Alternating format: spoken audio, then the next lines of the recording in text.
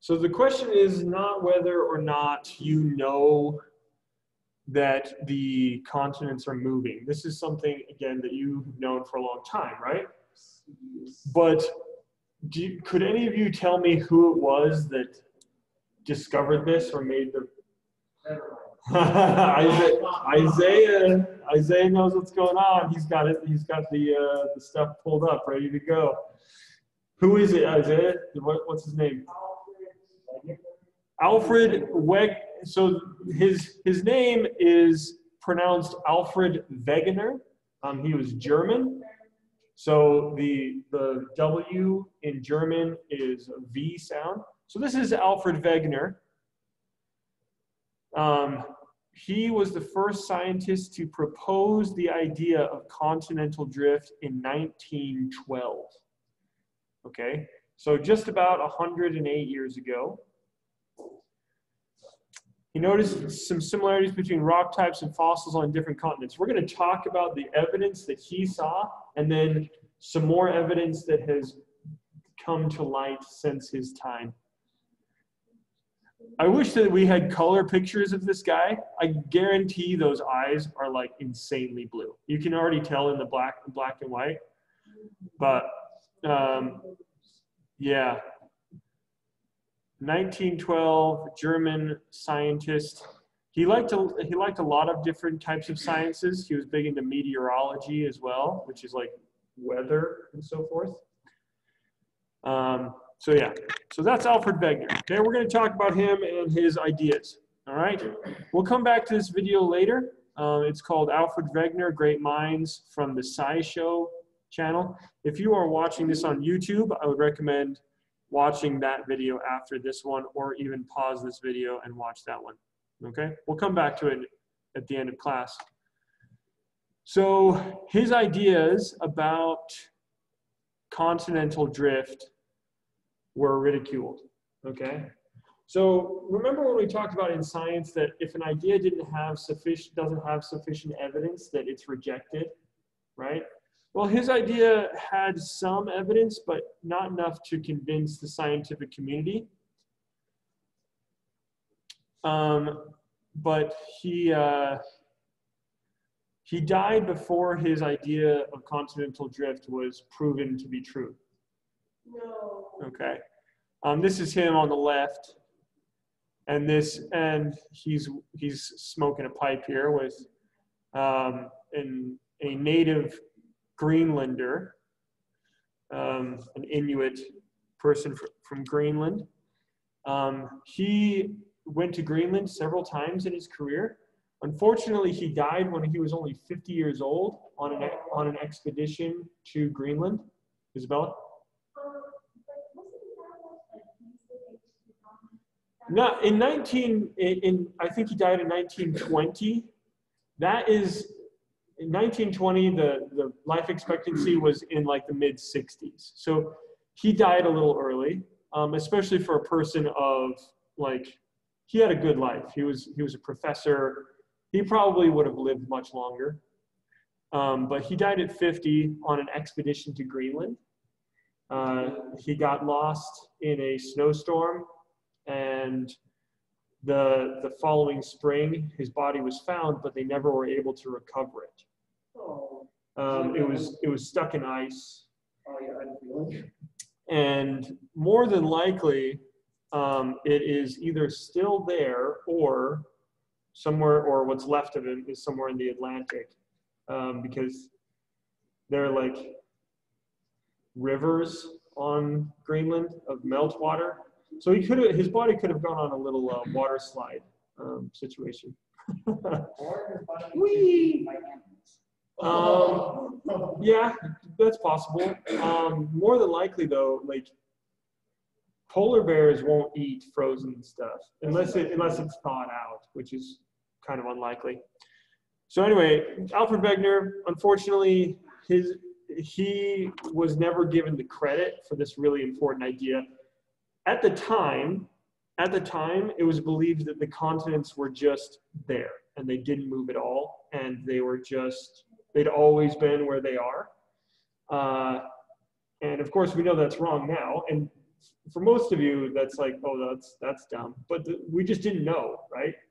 And we'll talk about that more in detail. So here are the main points, the 6 main points of evidence that we're going to discuss today. The continents fit together like puzzle pieces, fossil evidence, the geology of mountain ranges, seafloor spreading, subduction zones, and earthquake zones. I would recommend having those lined out in your notes, but we're going to cover each of them in greater detail. So maybe write one and leave some space, and write another one and leave some space. We're going to talk about the details of these different pieces of evidence. And here, this is obviously what the continents more or less look like now if they had been put together. And we'll look at what they really looked like. Pangea. Yeah, Pangea, and we'll discuss Pangea and other supercontinents as well.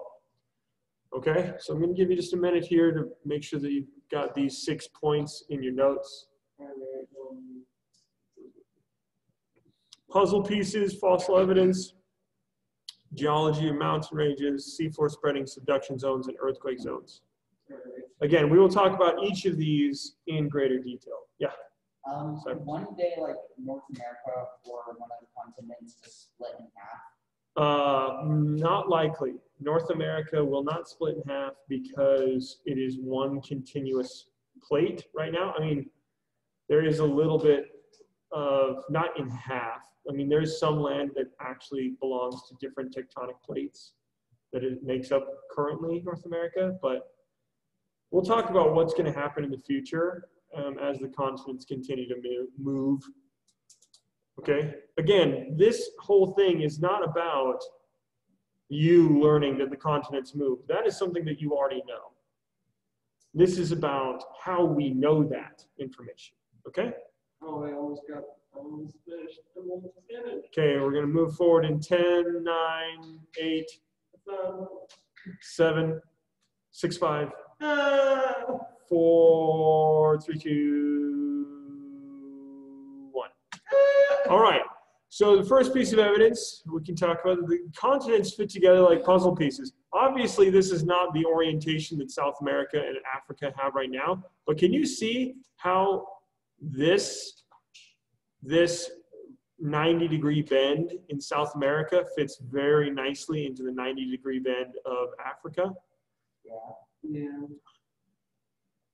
So the first time that Alfred Wegener really started to consider the idea that the continents were moving was when he noticed that South America and Africa seemed to fit together nicely. And other people had noticed this before, but there was never like a lot of follow-up investigation to see what was going on here and why that was, okay?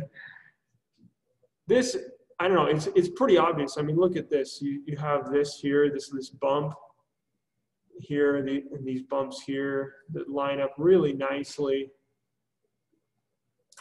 And since they have broken apart, they've both kind of rotated a little bit, right? But they are still very much in the same shape as they were when they were connected. Okay. So Alfred Wegener noticed that South America fit nicely into this band of Africa.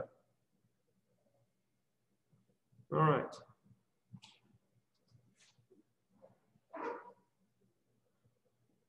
Okay, moving forward. So Pangea, this is something that you've heard about before. Pangea was the supercontinent that had all modern continents combined. Pangea was not the first supercontinent.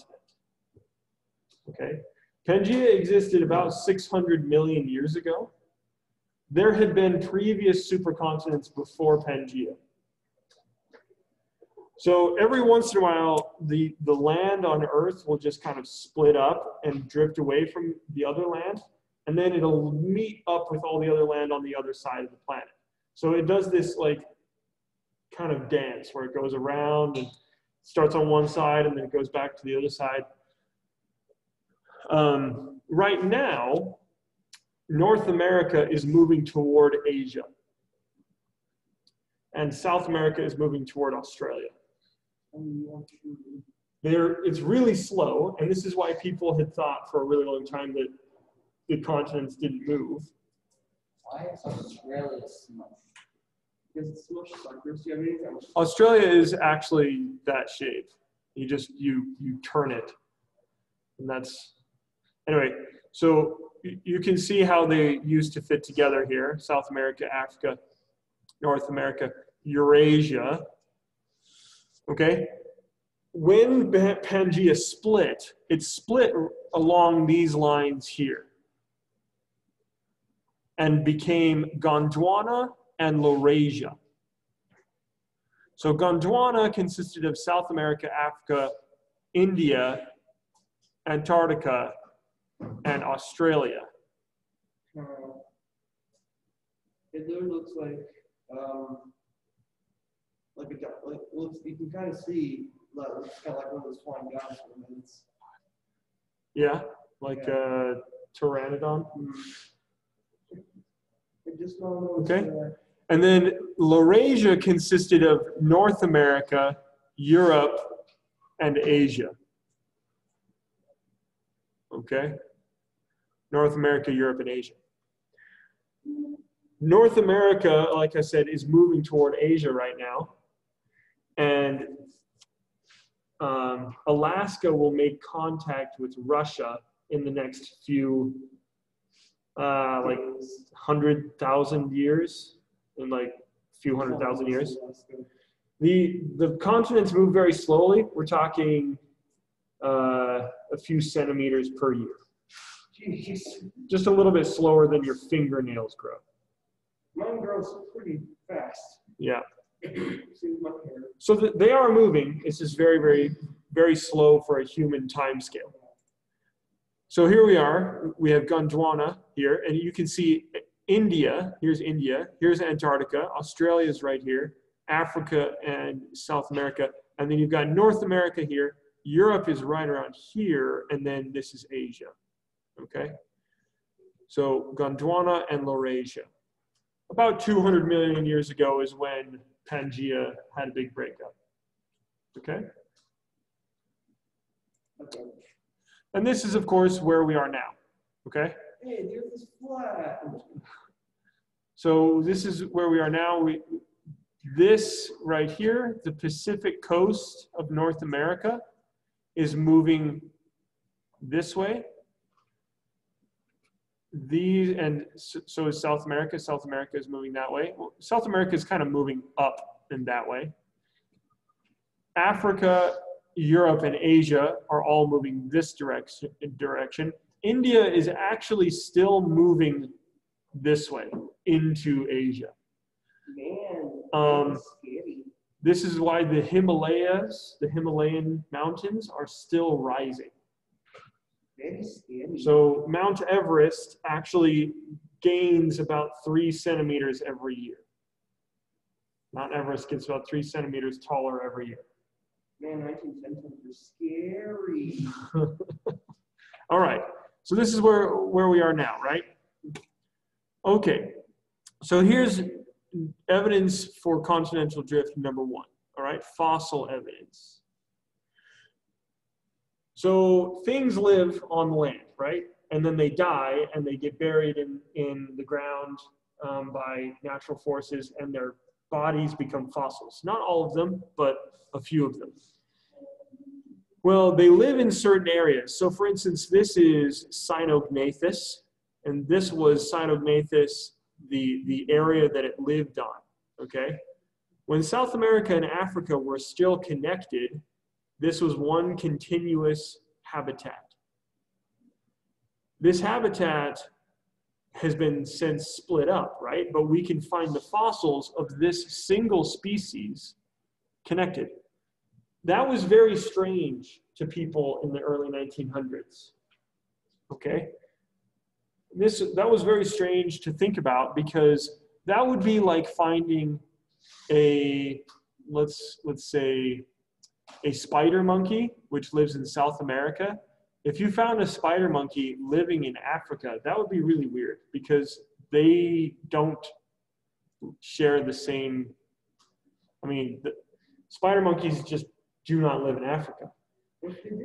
Well, they don't. And Cynognathus was a single species, meaning that all of the individuals were probably connected geographically. And then scientists continue to find fossils of different species. For instance, right here is Lystrosaurus. Lystrosaurus lived in Africa and India and what is now Antarctica. Africa, India, and Antarctica are nowhere near each other right now, right? They're not even close. But they were finding fossils of this same species of reptile named Lystrosaurus in all three continents. And it was especially surprising that they found these fossils in Antarctica. Okay, a reptile that lived in Antarctica. Antarctica is insanely cold. It is now. But when it was part of, I'm going to go back for a second, don't worry. I'll return this. When Antarctica was part of Gondwana, it was much warmer. Yeah, it used to be a jungle. It used to be covered in temperate, forests, okay? And then we have Mesosaurus and its range here. And then the most convincing of all, this is a plant species called Glossopteris. And Glossopteris could be found on all 5 of these continents. And yes, technically India is actually its own continent, or what we call the subcontinent of India. It is now simply joined with Asia. Okay? So finding these species on many different continents was kind of a head scratcher for scientists at the time. The proposed explanation for this, and you are all going to laugh about this because it's, well, you may not laugh because you may not find it funny, but I think it's funny. Their explanation was that there were ancient land bridges that connected all of these continents. Well, they were wrong. They thought, and I'm going to go back here, they thought that somewhere along the history of Earth, there used to be large sections of land that connected between South America and Africa, between Africa and Australia, and South America and Antarctica. Obviously, we know that that isn't true, but they didn't really have an explanation. No one had come up with the idea of, wait, maybe they were together and now they split apart. Okay? So that's the fossil evidence. Any questions on fossil evidence and why that makes sense? No. Okay? How are South America and North America connected now? Okay, they aren't in this. They ran into each other. South America and North America ran into each other a few million years ago. Yeah, they had a car crash. They became friends. And the isthmus, which is one of the most unique words in all of English, the isthmus of Panama was created. Okay? Now let's talk about the mountain ranges and their geology. Okay? So this picture right here, this upper right-hand picture, is a picture from the Appalachian Mountains here in North America.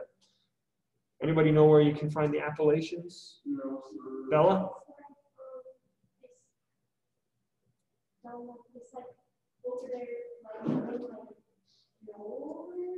Georgia? Yes, the eastern coast of the United States. So if you go to West Virginia, or if you go to Maine or Rhode Island, a lot of these East Coast states, maybe not Rhode Island, New York, you will find these mountains. They're the Appalachians. They're very small in comparison to the Rocky Mountains that we have here. They're more like kind of glorified hills, to be honest. However, the reason why they're smaller is because they're older and they have been eroded away. Does anyone want to take a guess as to where this picture was taken? It was taken. Scotland. The Scottish Highlands. Wow, look at that. You can read. It's the Scottish Highlands. We'll talk about Iceland in just a little bit, actually. The Scottish Highlands here have very similar geology to the Appalachians. They are the same age. They have certain chemical and mineralogical characteristics that are the same. So the reason why they are the same is because they actually used to be part of the same mountain range. They were all one continuous mountain range. So here we live in a mountain range called the Rocky Mountains, right? And the Rocky Mountain range goes all the way up. It starts in Mexico and it goes north all the way through the western part of the United States, up through Western Canada and into Alaska, right? So really long mountain chain. If we look here, when Laurasia was still connected, this is where the Appalachians are, and this is where the Scottish Highlands are. And so it was all connected. Okay, it was one continuous chain of mountains.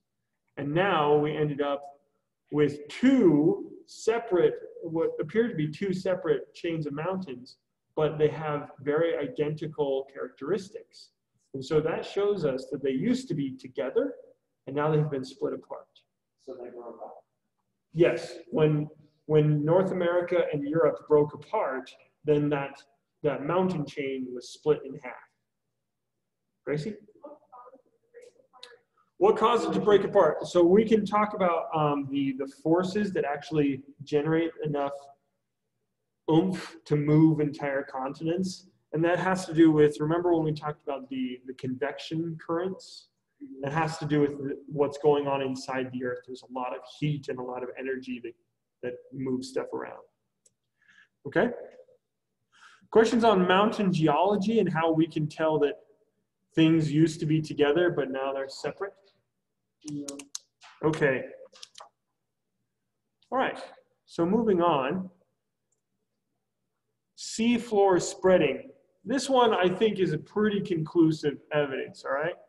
The floor of the ocean is spreading apart over time. And the most obvious example is the Mid-Atlantic Ridge. So right here in this image, you can see this line. It's a light blue line. This is an elevation map. Red is very high. Green is like lowlands, like plains, right? Green and Antarctica are very high. Greenland and Antarctica are very, very high. Yes, that's because there's ice on top of everything. And you can actually see the Appalachians right here, or the Appalachian Mountains. And then here are the Scottish Highlands right here. They used to be connected. But this right here, this light blue, means that it is a little bit more shallow here. This is still ocean, but it is more shallow. This right here is a crack in the earth. Nope, this is called the Mid-Atlantic Ridge. Mid-Atlantic Ridge. And it creates what looks like a mountain chain that goes down the center of the Atlantic, because what has happened is as the sea floor has split apart, magma has come up to fill that hole and created mountains from volcanic rock, okay? And we can see it right here it is smack dab right in the middle of the Atlantic Ocean. This is the crack where everything is moving away from, okay? So we're going to get to that in just a little bit. That's a very, very good question. And we will get to what is going on the other side of the earth. Yeah, Bella. What causes the crack? So the continents are all, so the continental plates are continuous pieces of rock. Okay, so it's all connected. sometimes they run into each other and move around, but they are like South America is all one piece. North America is all one piece. Africa is all one piece. There is a lot of heat and energy right here under the surface of the crust, under the crust, that is actually pushing up and pushing things away. Okay, so, and that is these lines here are the best places for it to break apart, because this was not really truly ever like molded together to make one piece. South America and Africa have always been separate pieces. So it's like if I had two, yeah, sure, cookies, that's a good example. Yeah. Two cookies, and I put them close together, and then if I pushed up underneath them on like a tablecloth, the cookies would move away from each other, even if I didn't push completely right between them. Does that make sense? Okay. Good. Thanks for the cookies recommendation, by the way. That was a perfect example. Okay. So, and this is it's a line. Because scientists are really bad at naming things, the Mid-Atlantic Ridge, it's a mountain range in the middle of the Atlantic. Wow, very creative, scientists. Okay. Any questions on seafloor spreading? And this is actually super interesting because we're able to look at the age. Is that on the? Yeah. We're able to look at the age of the rocks. We're able to look at the age of the rocks of the seafloor. Okay? And do you see how the red is the youngest? Red is youngest, purple is oldest. The red right here, this is really young rock. That's because it's been created recently near the seafloor spreading, okay? Here it is a little bit older, and a little bit older, and a little bit older, until you get to the coast of North America, the coast of Africa, where it is the oldest rock in the sea. Okay? And you can see here that there is other seafloor spreading events here in the Pacific. So this is spreading, but all in all, things are moving this direction and this direction, and we'll look at that in just a second. So we can see the ridge, and we can also test the age of the rocks and say, oh yeah, the age of this rock is younger than the age of this rock. That would suggest that this rock used to be part of the Mid-Atlantic Ridge when the continents were closer together. Does that make sense, how that works? Okay. So going back to the question of what is going on the opposite side of the Earth. So if new rock is being created in the Mid-Atlantic Ridge, does the Earth just get bigger and bigger because it's making new rock and the seafloor is spreading apart? No, it's got to go somewhere, right? It's got to go somewhere. And that ends up going with subduction zones. So the lithosphere, which is the crust, right? The crust of the Earth runs into other crust. And this part here under the ocean gets pushed underneath the continent. Okay, it gets pulled down into the mantle of the Earth because it is being the continent goes over top of it. Okay.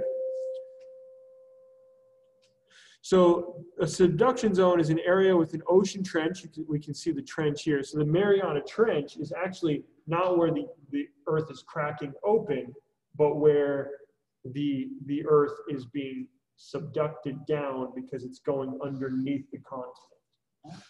Okay, so we've got the ocean trench here, and then it creates volcanoes on the land because this part goes down into the mantle and melts, then rises up and creates volcanoes. This is what is happening in the Andes Mountains, as well as in the Cascades. So has anyone heard of Mount St. Helens? Mount St. Helens is a result of a subduction zone area.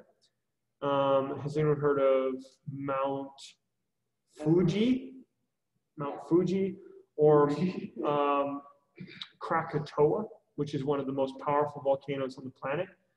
Those are volcanoes that have been created by the crust being shoved under other pieces of crust. Okay? So the subduction zones. Okay. The earthquake, the diagram that it shows in the other slide, I think it puts like, it shows really. The earthquake zones? Yeah, we'll get to it. It's good stuff, huh? Why is there smoke? So earthquake zone, well, when earthquakes happen, fires can happen and all that stuff. I am pretty sure that this is a picture from the earthquake that happened in Haiti in 2010. And this is a picture from the earthquake that happened in Japan in 2012. Okay. So earthquakes. Is this the one you're talking about, Isaiah? It really shows you, yeah. It shows where the plate boundaries are, okay? It shows the borders of the plates, and it shows that they are moving across each other, okay? Look at how many earthquakes there are right here.